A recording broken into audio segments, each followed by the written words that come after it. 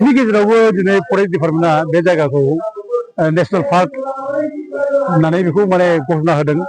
ओमफ्राय घोषणा होनानै बे जायगानि माखासे बे जायगानिनो माखासे गामि माबाखौ फेमिलिखौ माने नेसनेल पार्कनि बाहेरायाव दोनदों आरो माखासे फेमिलिखौ नेसनेल पार्कनि सिङाव सोना दोनदों आरोखि। बोथोरा गरमानो रायजोफोर आं नोंथांमोननिसिम जे जोंनि दा परिस्थिति जेनेबा BTC आव मोनब्रै डिस्ट्रिक्टआवनो होनजायो।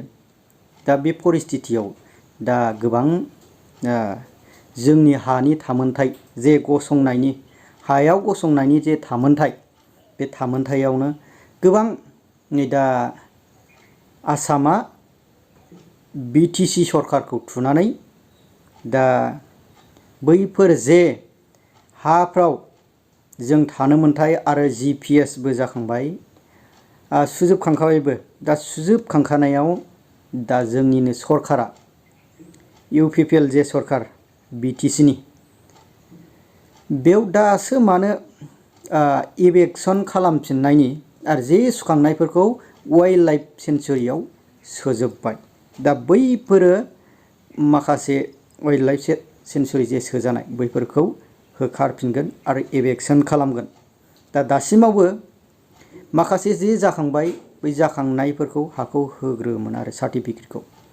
दा बिनि सायावनो दा गुवारैनो खोथा बुंफैदों, रायजो राजाजों खावलायफैदों। रायजो राजाया लेंहरनाय मथे जे बर'नि जे गोख्रों बर'खौ अनग्रा जेब्लायबो दुखु खस्थ' हेफाजाब खालामग्रा जे बर' गण सुरक्षा मन्चनि आफादगिरि मानाव गेदेर दावराव देख्रेब सारा मा खोथा बुंदों नोंथांमोना भिडिअखौ खोनानानै लाग्रो। बिनि उनाव नोंथांमोननि अनुमति बायदि कमेन्ट खालामबानो जाबाय रायजोफोर। दिनै बेयाव जोङो आयना बाजाराव दंफैयो। दा आयना बाजारनि रायजो राजाफ्रा जोंखौ लिंहरदों। दा मोनसे प्रब्लेम जादों बेयाव। प्रब्लेमा जाबाय बे आयना बाजार एरियाया गोबाव समनिफ्राय थाबोनाय। बे 2005नि सिगाङावसो दंफैयो बे जायगायाव। आरो बिसोर 2005नि सिगाङाव दंब्ला बिसोरो फरेस्ट डिवेलार्स एक्ट जायनाखि 2006 बे 2006नि फरेस्ट डिवेलार्स एक्ट आयेन बादियै बिसोर बे जायगायाव थानो मोनो, बिसोरखौ जेबो खालामनो हाया। आरो बिसोरनि जायनाखि रेकर्ड पत्र आं बेखौ नायजोब्बाय। बे रेकर्ड पत्र हिसाबै बिसोरो बेयाव थानो मोनो। दा खिन्थु बिनि गेजेरावबो दिनै फरेस्ट डिपार्टमेन्टआ बे जायगाखौ नेसनेल पार्क होननानै बेखौ माने घोषणा होदों। ओमफ्राय घोषणा होनानै बे जायगानि माखासे गामि माबाखौ फेमिलिखौ माने नेसनेल पार्कनि बाहेरायाव दोनदों आरो माखासे फेमिलिखौ नेसनेल पार्कनि सिङाव सोना दोनदों आरोखि। दा गामि मोनसेखौनो बे जायगानि एखे समाव थानाय बर' फिसाफोरखौनो दिनै सोरखौबा बोखावनानै नेसनेल पार्कआव दोनदों आरो सोरखौबा माने नेसनेल पार्कनि बाहेरायाव दोनदों। दा नेसनेल पार्कआव जायफ्रा गोलैदों बिसोर खारनांगौ होननानै बेबायदि बाथ्रा बुंबाय थादों। दा बे खोब माने दुखुनांथाव जाबाय। दा जों लेखाखौ नायजोब्बाय रेकर्डखौ। दा बे जायगानि रेकर्ड बादिब्ला SDLFCनि जायनाखि मिटिं जादों, साब डिभिजनेल लेभेल कमिटिनि मिटिं, बेयाव FRC कमिटिया बेयाव मिटिं जानो प्रप'जाल होनानै माने साब डिभिजनेल लेभेल कमिटियावबो मोनसे पास जाबाय। बे जायगानि मानसिफोरनो हा होनांगौ होननानै सोम DFO, रेन्ज अफिसार ओमफ्राय एसएल मेम्बारफोर बिसोर गासैबो मोनसे डिसिसन लाबाय जे बे जायगानि मानसिफोरनो हा होनांगौ होननानै। आरो अलरेडि माने माबानि एडिसनेल DC चिरांनि बिनि माने जायनाखि चेयारमेनशिपआव मिटिं जानाय बेयावबो NOC होबाय, बिसोर हा होनांगौ होनना बुंबाय। दा बिनि उनावसो खिन्थु दिनै आरोबाव बे माखासे मानसिफोरनो हा होआ, बिसोरना माने माबायाव नेसनेल पार्कआव गोलैयो होननानै बिसोर होखारनानै बावैसो आरोखि। दा बेबायदि खालामनाया खोब अननाय जादों। बिदि खालामनाङा। दा बे जायगायाव जायफ्रा रायजो जाबाय, बर' फिसाफोर मोजां जानो होफिननो सिगिस' खालामबाय थानाय बिदि रायजोफोरखौ माने मोजाङै सुख सान्थि थानो होयै बेफोर हिसाब मोजां नङा आरोखि। बेखौ आं खावलायो जोंनि फरेस्ट डिपार्टमेन्ट जायनाखि माने EM रन्जित बसुमतारी आरो लोगोसे BTC नि चिफ प्रमद बर' बिथांमोना जाहाथे गावनि आंगो फिसाफोरखौ जाहाथे अननानै माने बिसोरनो हेल्प होयो, जों बेखौ लुबैयो। दिनै हाग्रा ओनसोलाव सोर दं सोर गैया मानो हिसाब खालामाखै बिसोरलाय? दिनै हाग्रा ओनसोलावथ' पुरा दिनै एनक्र'चफोर बांजोबना गोबां एनक्र'च दं। एनक्र'च होनब्ला बर'फोरा नङा, खिन्थु बिसोरो दिनै 2005नि सिगाङावनो दंखायो। दा एनक्र'च होनब्ला जायफ्रा फरेस्ट डिवेलार्स एक्टनि आन्दाराव जायफ्रा गोलैया, दा दिनै जेनेबा बे गुबुन जाथिफोर नन ट्राइबेलफोर दङ नन ट्राइबेलफ्रा दा एखेबारे बिसोरो बे जायगायाव थानांबा फरेस्ट डिलार एक्टनि आयेन बादिबा बे जायगायाव बिसोरो 2005नि 13 डिसेम्बरनि सिगां 75 बोसोर सिगां बे थानाय जानांगौ 75 बोसोर सिगां नङाब्ला 1930 थानाय जानांगौ दा 1930 थानाय जायफ्रा दङ बे जायगायाव नन ट्राइबेलफोर बिसोर होनबासो थानो मोनगोन दा खिन्थु जा जों नुगासिनो दं 1930नि बाथ्रा नङा नै एखेबारे माबाखै रिसेन्ट एखेबारे बे जायगायाव गोबां मानसि एनक्रोच खालामना हाबफैनानै दं दा बिसोरखौ होखारना बिसोरखौ आउट खालाम आरो बिसोरखौ आउट खालामनाय बे जों नेसनेल पार्क खालाम जोंहा खुनु बाधा गैया खिन्थु जोंनि सरकारा मानो गावनि मानसिखौल' मानो टारगेट खालामबाय थायो गावनि मानसिखौ मानो होखारबाय थानो नागिरो गावनि मानसिखौ दिनै मानो गावनि मानसिखौल' माने सिकित्सा खालामबाय थायो मानो माने थांनानै थानायनि दिनै एखेबारे मोनसे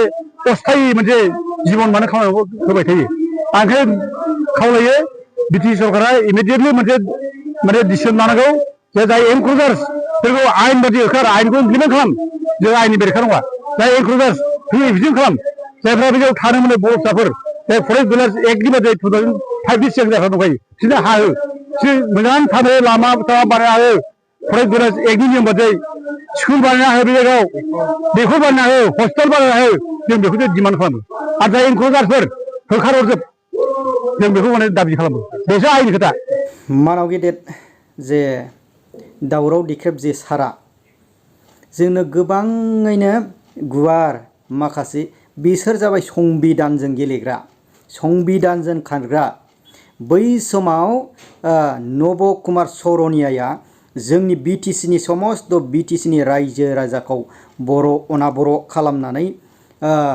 जोंनि बिटिसिनि मोनथाय एबा जोंनि बिटिसिनि माखासे रांफोरखौ बियो जाख्ल'बाय थादोंमोन नाथाय दिनैसिमाव बे दावराव दिख्रेब सारमोन आरो पंकज इस्लारि सारमोन बिसोर आइआर रिटायार बिसोर नङामोनब्ला दिनै बे बिटिसि सरकारा बिसोर पावाराव थाबाय थानो हागौमोन देरहायाबो जागौमोन जे बिसोर सारमोना नब कुमार सरनियाखौ दाननायनियावसो दिनै बेबायदि सरकाराव आराम सियाराव जिरायनानै माखासे मानि दा गाव सियाराव मोनबाय थादों दा बिनिनो दावराव दिख्रेब सारा गोबां रायजो राजाखौ हेफाजाब खालामो बर' रायजो राजानि बा दुखु खस्थ'आव थांनानैबो जे दाख्लै पर्बतजरा बे पर्बतजरायाव थार्मेल पावार जे प्रजेक्ट खालामनाय बे थार्मेल पावार प्रजेक्ट खालामनायाव माखासे रायजो राजाजों हेफाजाब खालामदों दुखु समाव हेफाजाब खालामहैदों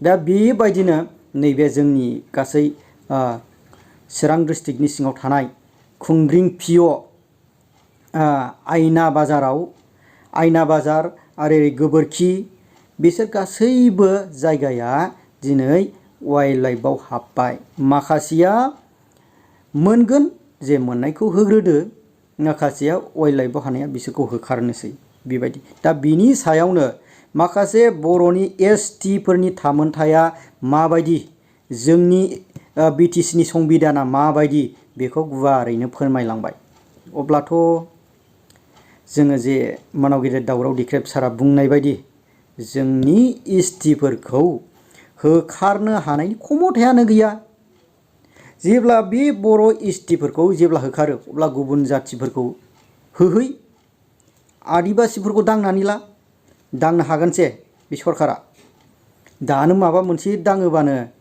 जातिजों जानो नागिरनाय बा मोनसे एसे दांहांहैयोबानो सिगि हरजानाय जेहा खनसे थांफ्रामबाय उनाव होनो हाला दा बर'आवसो दांनो हायो दा नों आं बिदा फंबायजोंखाय अब्ला जे जोंनि फैगौ जे बिटिसि बिसायख'थियाव दिनैसिमाव आं बेखौ बुंनो सानो मानाव गेदेर गावनिनो समस्थियाव जे रनजित बसुमतारी सारा दिनै मा रोखोम परिस्थितियाव दङ जे बिसोर मोननैजों सांग्रां ब्रह्म डक्टर सांग्रां ब्रह्म जे सारजों एएमजों खुनु मिलायलायनायाव गैखाया नै ओरैसोखा हेंथाखा अब्ला फैगोन बिटिसि जे बिसायख'थियाव माब्रै मिलायनानै बोरै टिकेट जुदि सासेया मोनोबा सासेयाथ' दस्रायाव दिलुन थांखागोन बारखागोन अब्ला रायजो राजानि थाखाय मारै कमेन्ट खालामनो हानो बिसोरो माब्रै खौसेयाव लाबोनो हानो जे मावनायनि सायावनो गावनि समस्थियावनो गाव रायजो राजानो लामा दालां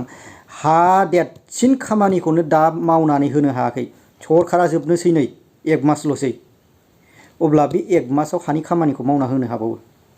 अब्ला रायजोफोर नोंथांमोना जे फैगोन जे बिटिसि बिसायख'थि बिटिसि बिसायख'थियाव नोंथांमोना नायनानै जे बबे सरकारा जोंनो होयोब्ला गाहाम जागोन आङो बेखौ सानो।